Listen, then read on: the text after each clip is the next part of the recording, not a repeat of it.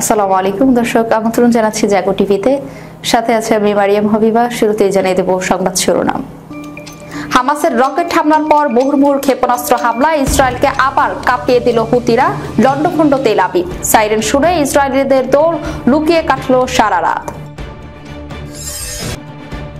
ইসরায়েলের নিরাপত্তা সংস্থা প্রধান রোনেনবার্গকে বরখাস্ত। বিক্ষোভে উত্তাল ইসরায়েল, নেতানিয়াহুকে স্বৈরাচারী আখ্যা। প্রথমবার মতো ভয়ঙ্কর মার্কিন লেজার গাইডেড রকেট পাচ্ছে সৌদি। চরম উত্তেজনা, যুক্তরাষ্ট্রকে কষে চড় দেওয়ার নজিরবিহীন হুঁশিয়ারি খামেনির। ডক্টর ইউনূসের ম্যাজিক, দিল্লি নয় এখন ঢাকা থেকেই মিলবে অস্ট্রেলিয়ার ভিসা। হুতিদের দমন করতে নতুন কৌশল, সেনা মোতায়েন বাড়াচ্ছে যুক্তরাষ্ট্র। শুনছিলেন সংবাদ শিরোনাম, এবারে বিস্তারিত। হামাসের রকেট হামলার পর মুহুর্মুহুর ক্ষেপণাস্ত্র হামলায় ইসরায়েলকে আবার কাঁপিয়ে দিল হুতিরা। লন্ডভন্ড তেল আবিব। সাইরেন শুনে ইসরায়েলিদের দৌড়, লুকিয়ে কাটল সারা রাত। এই হামলাকে গুণগত অভিযান হিসেবে বর্ণনা করেছে তারা। মধ্যপ্রাচ্য ভিত্তিক সংবাদ মাধ্যম আল জাজিরা জানায়, ক্ষেপণাস্ত্র হামলার সময় ইসরায়েলের বিমান হামলার সাইরেন বাজানো হয় এবং সেই ভয়ে ইসরায়েলের জন্য রাতভর ছুটে থাকেন। ইসরায়েলের নতুন হামলার সবশেষ খবর জানাচ্ছেন সিদ্দিকুর রহমান।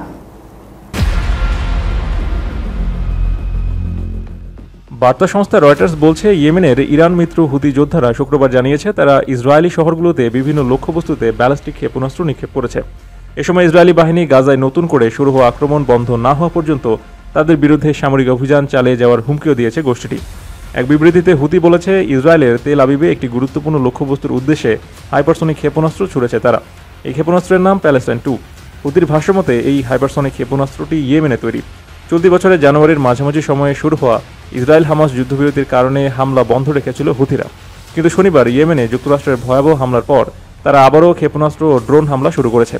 ইসরায়েলি সেনাবাহিনী এই বিষয়ে এখনও বিস্তারিত কিছু জানা যায়নি। এর আগে ইসরায়েলে রকেট হামলা চালায় ফিলিস্তিনি স্বাধীনতাকামী সংগঠন হামাস।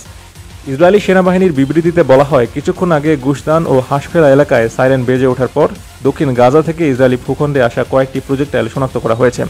এদিকে হামাসের সশস্ত্র শাখা কাসাম ব্রিগেড এক বিবৃতিতে বলেছে, তারা বেসামরিক নাগরিকদের বিরুদ্ধে গণহত্যার জবাবে তেল আবিবে রকেট হামলা চালিয়েছে। খবর আল জাজিরার।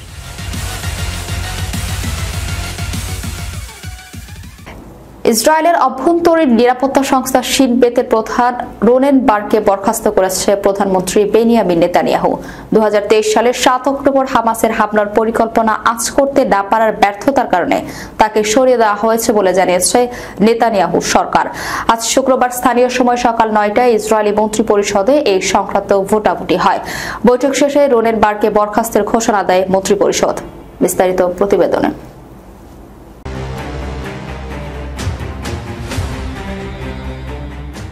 ইসরায়েলি সংবাদ মাধ্যম টাইমস অব ইসরায়েলের তথ্য মতে, যুদ্ধবিরতি ভেস্তে দিয়ে গত মঙ্গলবার নেতানিয়াহু প্রশাসন পুনরায় হামলা শুরুর পর থেকেই নেতানিয়াহুর বিরুদ্ধে সাধারণ ইসরায়েলিদের মধ্যে ক্ষোভ বাড়ছিল। গতকাল বৃহস্পতিবার রোনেনবার্গকে বরখাস্ত ইস্যুতে ভোটাভুটি ঘোষণার পর ক্ষোভ আরও তীব্র হয়। গতকাল রাত থেকে দেশ জুড়ে বিভিন্ন স্থানে বিক্ষোভ করছিলেন ইসরায়েলিরা। আজ শুক্রবার রোনেনবার্গকে বরখাস্তের আনুষ্ঠানিক ঘোষণা আসার পর বিক্ষোভ সারা দেশে ছড়িয়ে পড়েছে। বিক্ষোভকারীদের অভিযোগ, ইসরায়েলের গণতান্ত্রিক ভিত্তিকে দুর্বল করেছেন প্রধানমন্ত্রী বেনিয়ামিন নেতানিয়াহু। বার্তা সংস্থা রয়টার্স জানায়, গতকাল বৃহস্পতিবার রাতে তেল আবিব ও জেরুজালেমে নেতানিয়াহুর বিরুদ্ধে বড় ধরনের বিক্ষোভ হয়েছে। বিক্ষোভকারীরা নেতানিয়াহুর বাসভবনের সামনেও জড়ো হয়। তাদের কেউ কেউ উত্তেজিত হয়ে ভাঙচুর শুরু করলে পুলিশের সঙ্গে ব্যাপক সংঘর্ষ হয়। এক পর্যায়ে বিক্ষোভকারীদের ছত্রভঙ্গ করতে জলকামান ব্যবহার করে পুলিশ। বিক্ষোভকারীরা বেনিয়ামিন নেতানিয়াহুকে স্বৈরাচার বলেও আখ্যা দেন। রিনাত হাদাসি নামের 59 বছর বয়সী এক বিক্ষোভকারী রয়টার্সকে বলেন, ইসরায়েলে একনায়কতন্ত্র প্রতিষ্ঠা করা হয়েছে, এ কারণে আমরা উদ্বিগ্ন। স্বৈরাচারী নেতানিয়াহু আমাদের জিম্মিদের পরিত্যাগ করেছে, দেশের গুরুত্বপূর্ণ বিষয়গুলোর প্রতি স্পষ্ট অবহেলা দেখাচ্ছে।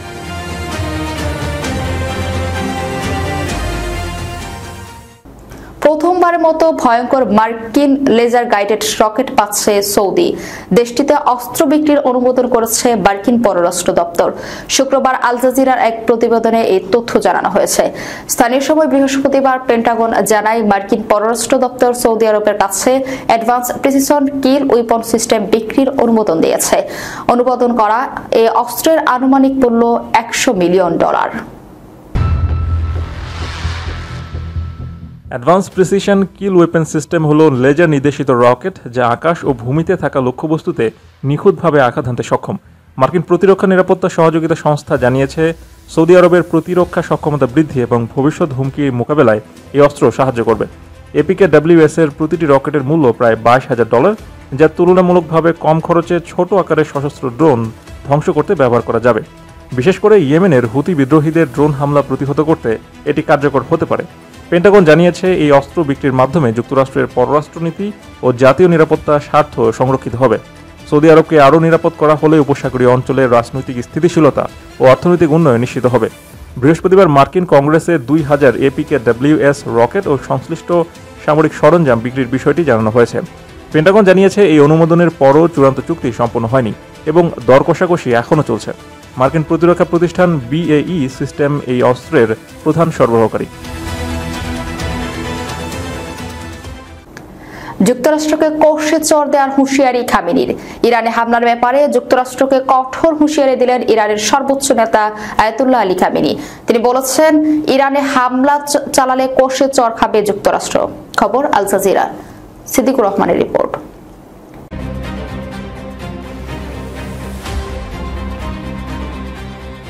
ইরানের সঙ্গে নতুন করে পরমাণু চুক্তি চাইছে যুক্তরাষ্ট্র। এজন্য আলোচনা শুরুর জন্য সম্প্রতি খামেনিকে চিঠি দিয়েছেন মার্কিন প্রেসিডেন্ট ডোনাল্ড ট্রাম্প।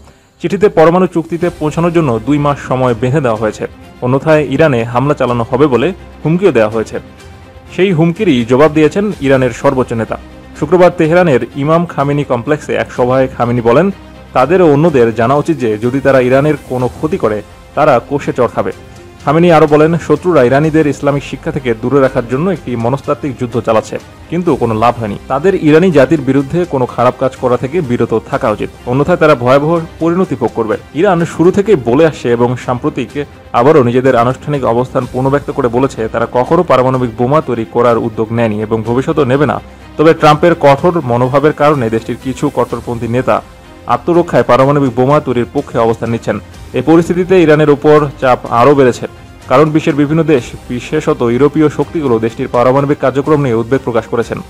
এসবের মধ্যে ইরান চীনের সঙ্গে আলোচনায় অব্যাহত রাখছে এবং রাশিয়ার সঙ্গে সামরিক সম্পর্ক জোরদার করার দিকে আরও এগিয়ে যাচ্ছে। ফলে আন্তর্জাতিক চাপের মধ্যেও ইরান নিজেদের শক্তিশালী অবস্থান ধরে রাখার চেষ্টা করছে বলে মনে করছেন বিশেষজ্ঞরা।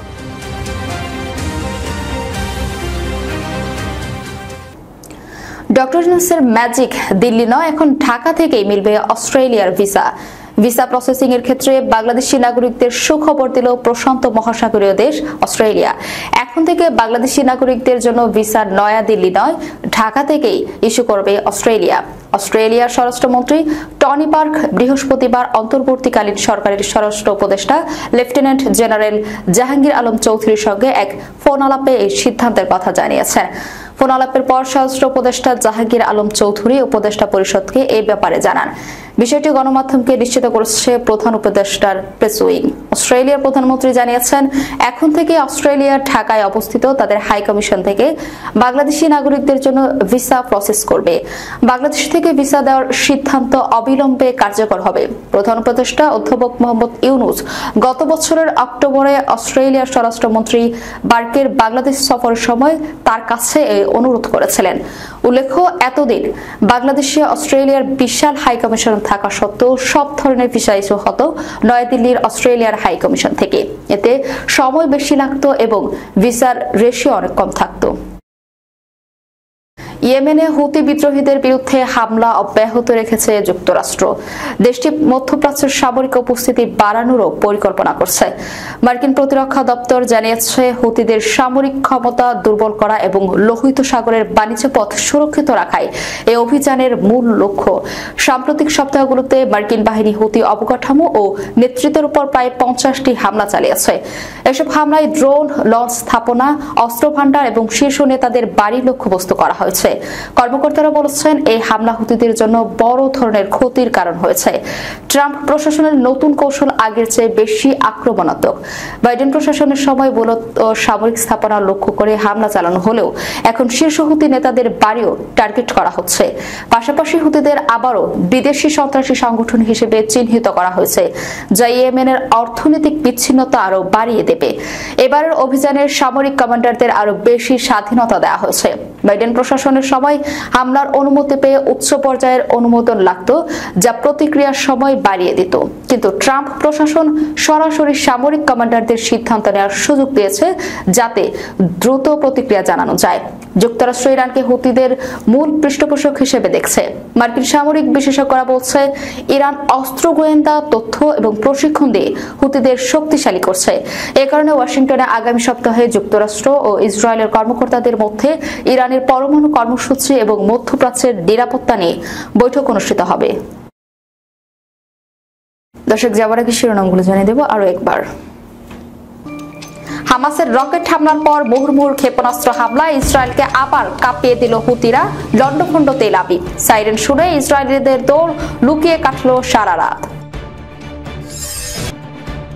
ইসরায়েলের নিরাপত্তা সংস্থা প্রধান রোনেনবার্গকে বরখাস্ত, বিক্ষোভে উত্তাল ইসরায়েল, নেতানিয়াহুকে স্বৈরাচারী আখ্যা। প্রথমবার মতো ভয়ঙ্কর মার্কিন লেজার গাইডেড রকেট পাচ্ছে সৌদি। চরম উত্তেজনা, যুক্তরাষ্ট্রকে কোষে চর দেওয়ার নজিরবিহীন হুঁশিয়ারি খামেনির। ডক্টর ইউনূসের ম্যাজিক, দিল্লি নয় এখন ঢাকা থেকেই মিলবে অস্ট্রেলিয়ার ভিসা। হুতিদের দমন করতে নতুন কৌশল, সেনা মোতায়েন বাড়াচ্ছে যুক্তরাষ্ট্র। এই ছিল এখনকার মতো। পরবর্তী সংবাদ দেখার আমন্ত্রণ রইল। ধন্যবাদ সবাইকে। আল্লাহ হাফেজ।